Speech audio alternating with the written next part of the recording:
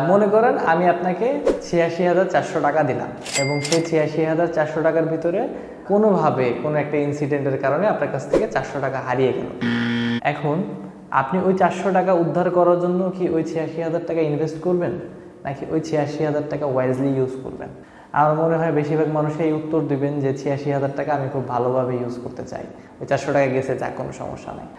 আর ঠিক ওইভাবেই আল্লাহ তাআলা প্রত্যেক দিন আমাদের ৮৬,৪০০ সেকেন্ড দেন এবং ওই ৮৬,৪০০ সেকেন্ডের ভিতরে আমাদের প্রত্যেক দিন এমন কিছু মুহূর্ত ঘটে, ওরকম ৪০০ সেকেন্ড বা 300 সেকেন্ড কেউ এসে কিছু একটা বলে যায়, এমন একটা কথা বলে যায় যেটা নিয়ে আমরা সারা দিন ওটা নিয়ে চিন্তা করতে থাকি। সেই ৮৬,০০০ সেকেন্ড এরও বেশি আমরা নষ্ট করে ফেলি ওই ৪০০ সেকেন্ডে একটা মানুষ আমাকে একটা হার্টিং একটা কথা বললো বা একটা কথা বললো যেটা আমাকে বদার করলো।